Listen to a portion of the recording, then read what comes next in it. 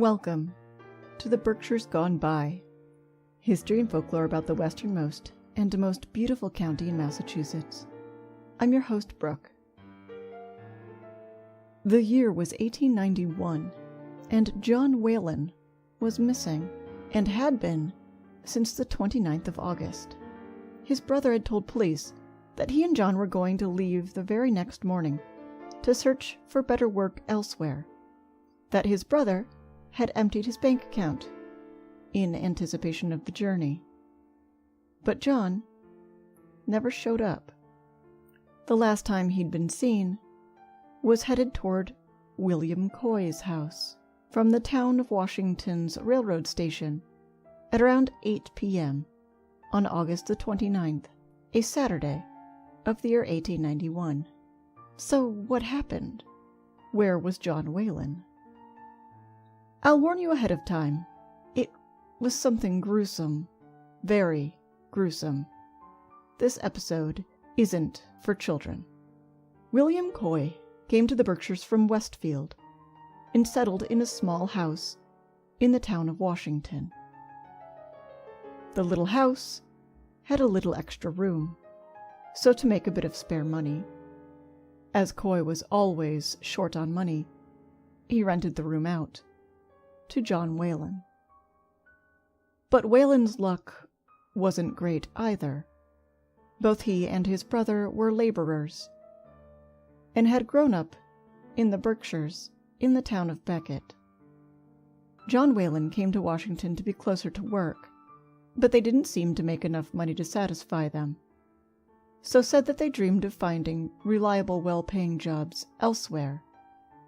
In preparation, Whalen made for the bank and took out all of his savings, went back to his rented room at Coy's place, and packed his bags, readying for the next day. However, for Whalen the next day wouldn't come. For Coy, a windfall would, at a violent and bloody price. One of the problems is that story isn't the real story. There are, in fact, many stories. That was only the most innocent of quite a few versions of what happened that night. What we do know is that Whalen made the mistake of telling Coy about his plan. Why wouldn't he? Coy seemed like a normal fellow. Little did he expect that Coy would take up an axe as Whalen slept and use it to murder his renter. Holding the axe with both hands and with determined intent, Coy brought the axe down on the left side of Whalen's head and struck his temple.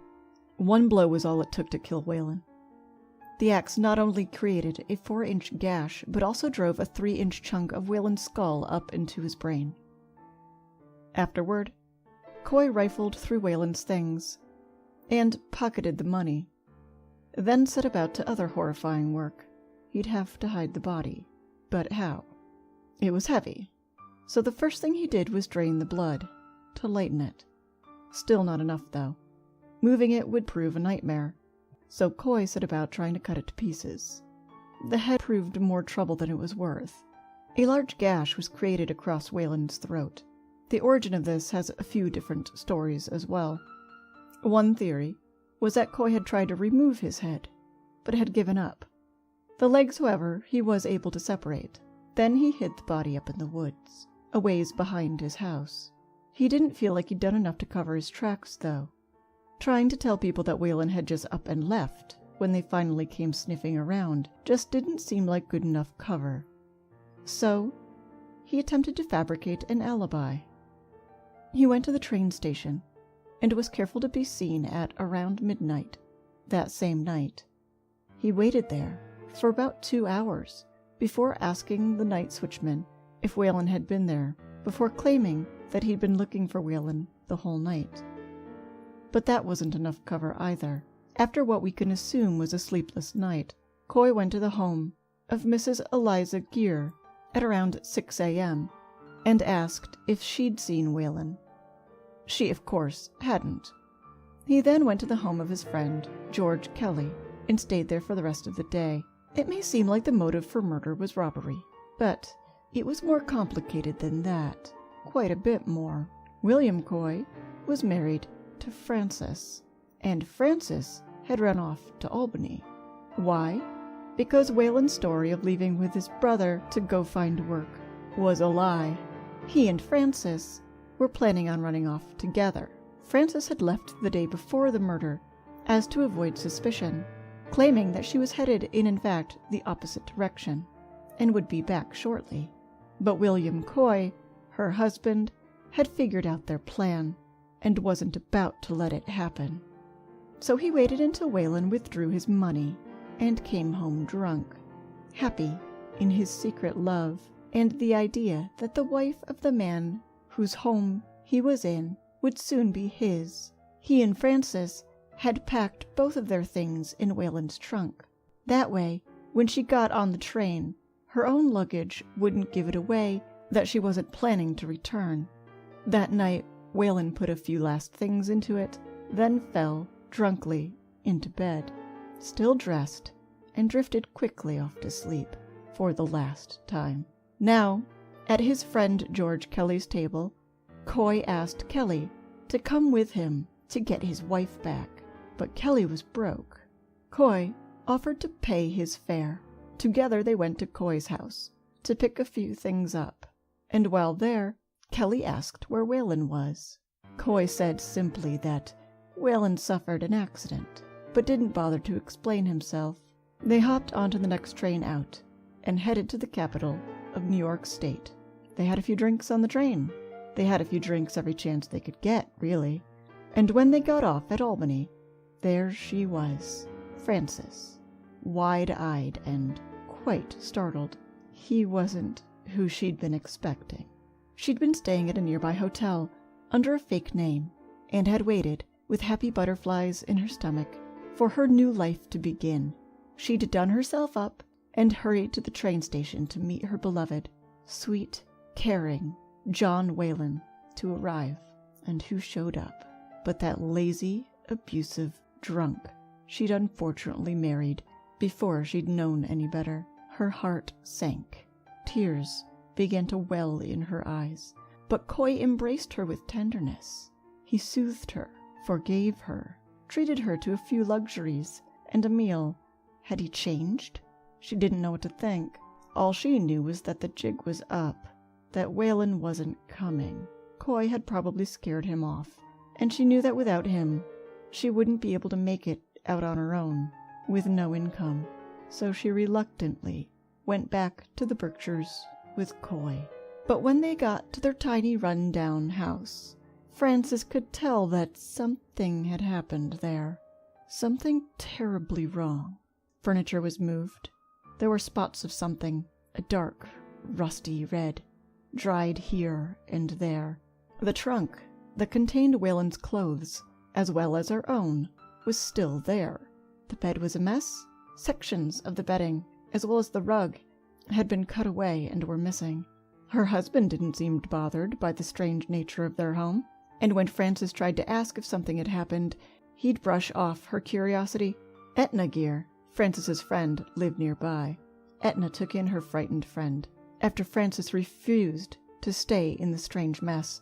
Unfortunately, this meant taking in William Coy too, but Etna would do anything for her friend, even shelter them for months, as the lazy Coy put off fixing whatever had happened to their own house and avoided looking for real work, now that they had no income coming from a renter. Funny how he had plenty of money for drinking, though.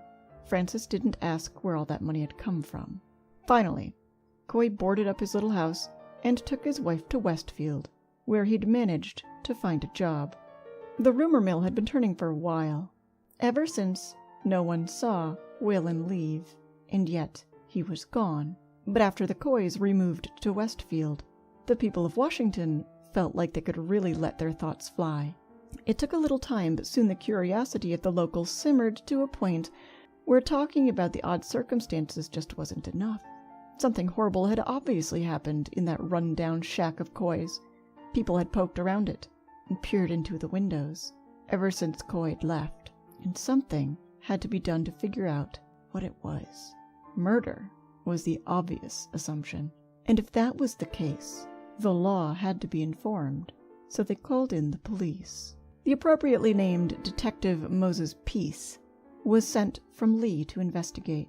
Peace entered the Coy shack, and right away knew something horrible had taken place. It was all he needed to contact the Westfield police and have Coy sent back to the Berkshires.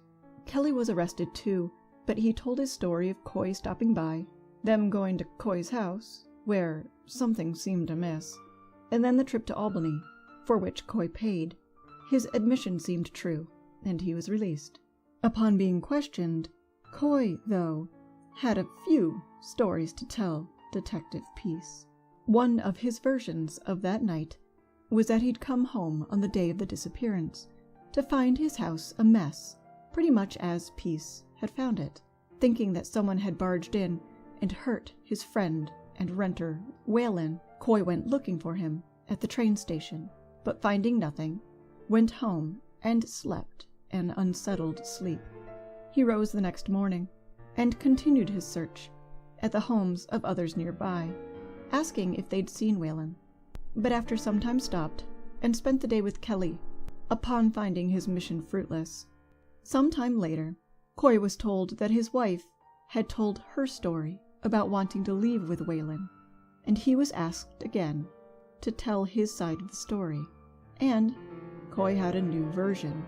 He said that he'd known about the affair and that his wife hadn't just left to run an errand. He demanded that Whalen not go to her, or he'd tell everyone what kind of man he really was. No matter how far he went, he'd send word of how Whalen had stole her from her loving husband. Whalen, afraid that that sort of reputation would haunt him and ruin future job opportunities, said he'd leave and not meet Frances in Albany. He even gave Coy $100, a large sum at the time, to pay for his silence and forgiveness. Then Whalen, leaving the trunk behind, which contained mostly Frances's clothes anyway, skipped town. The next day, Coy went to get his wife back. Alanson Pomeroy, a local man who was also a town selectman, felt that if killed, Whalen's body couldn't have gotten far, considering Coy's normally drunken and lazy nature. So he began to poke around the Coy property and nearby woods with his dog. The dog led him quickly to a strong scent and began to dig in that spot. Incredibly focused and excited by its discovery, the dog quickly pulled up a suspender. Pomeroy leapt to the dog and pulled it off its target. He tugged at the suspender a bit himself and unearthed the side of a rotted human chest. Knowing that this had been what he'd been looking for didn't ease the shock of finding it, and he and his dog rushed back to the village to alert Peace. Peace and a group of strong-stomached townfolk were led by Pomeroy back up the hillside to the remains. They were uncovered and discovered to have been dismembered. They'd been heaped in a folded position under a thin layer of a little more than a foot of soil. The body was brought back and given to a medical examiner for inspection, whereupon the axe blow to the head was discovered. Up to this point, Coy hadn't admitted to killing Whalen. Of course he wouldn't have. There hadn't been a body yet, only blood, and blood doesn't prove murder. But now, Coy had yet another version of his story to tell. He told them that he had killed Whalen in self-defense, that Whalen had become enraged. Coy claimed that he returned home to find his house quite quiet, his wife having left the day before to run an errand. He'd entered Whalen's room to see if he had come home, but it was empty. He did see, however, some clothes peeking out from Whalen's open trunk, clothes that belonged to his wife Frances. It suddenly struck Coy that his wife and Whalen were planning to run away together. That's when Whalen entered the room. Having come into the house rather quietly, He saw Coy kneeling on the floor beside the trunk, gripping an article of Francis's clothes, and knew that the secret was out. Unwilling to let Coy come between them, Whalen became enraged and ran at Coy, apparently intending on killing his rival for Francis's affections.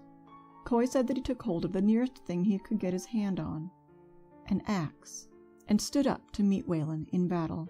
With one hearty swing, the axe found the side of Whalen's head, and Whalen fell, almost positively dead, onto the bed. Coy said that he was shocked by what he'd done, but was almost more frightened that Whalen might get up again and make yet another attempt on Coy's life.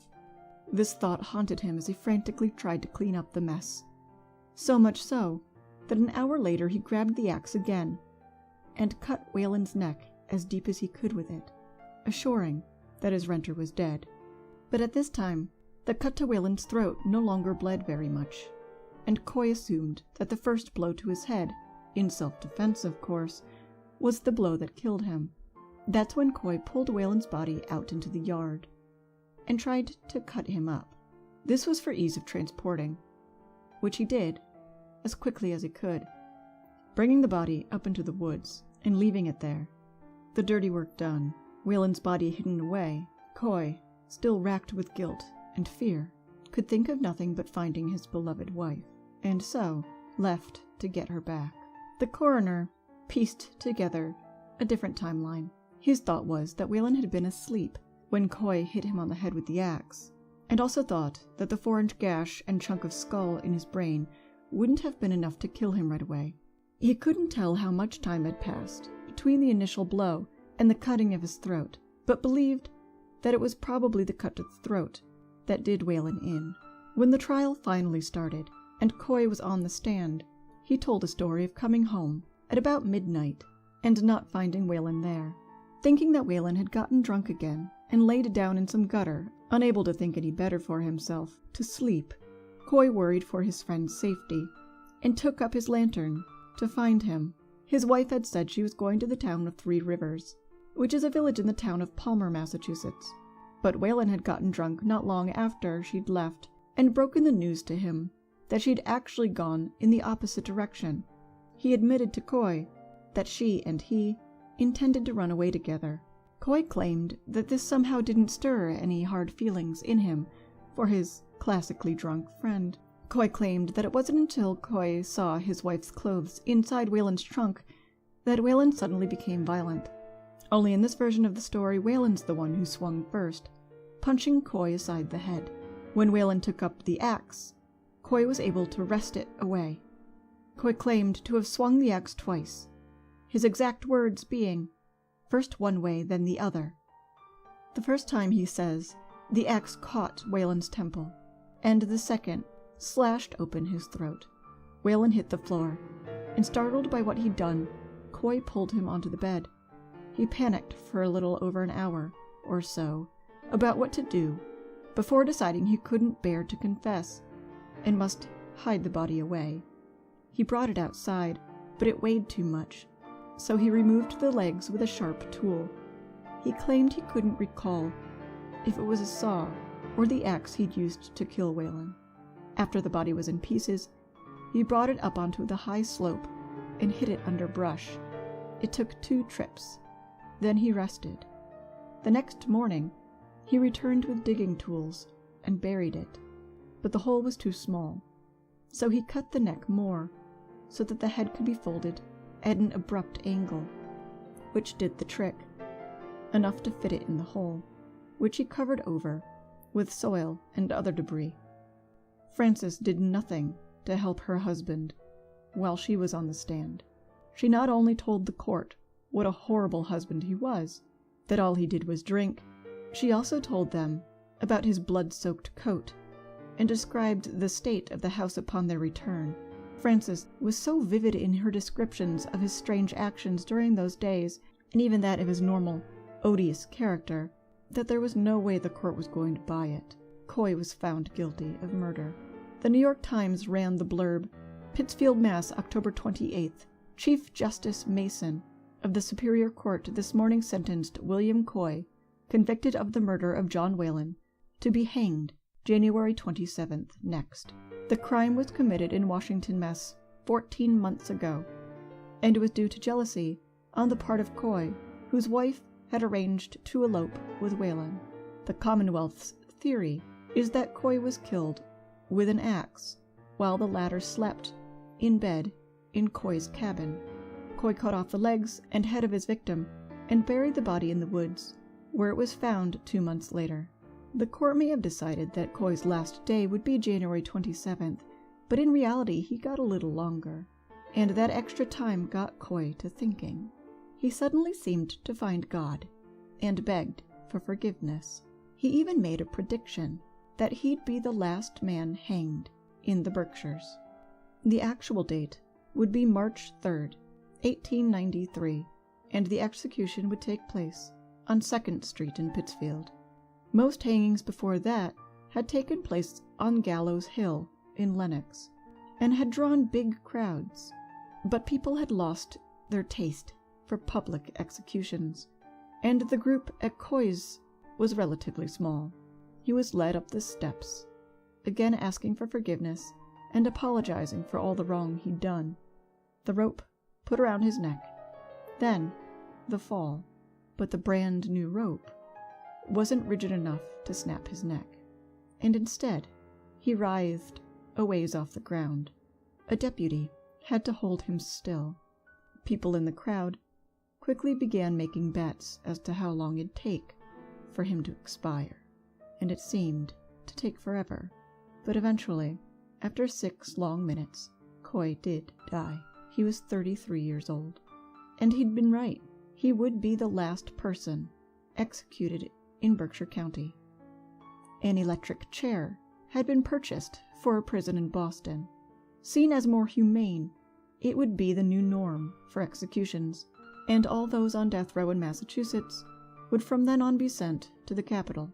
The Boston Medical and Surgical Journal, Volume 128, from January 18th, 1893, had some cutting words for the entire ordeal.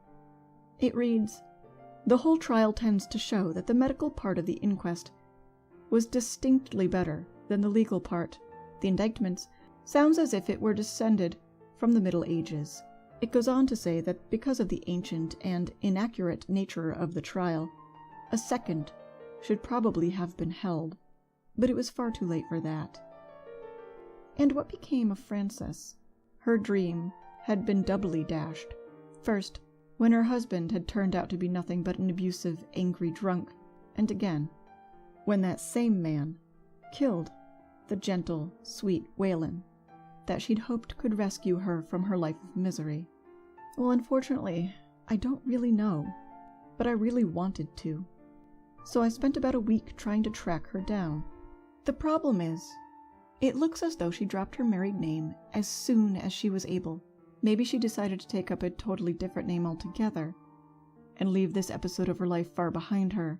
Her parents lived in Palmer, and her maiden name was Vietz. Her own father was Francis Vietz, but he spelt Francis with an I. It doesn't look like she moved back in with them, but she still may have taken up her maiden name again. However, there are quite a few Francis Vietz living around the US at the time, so it's terribly difficult to figure out which one is her.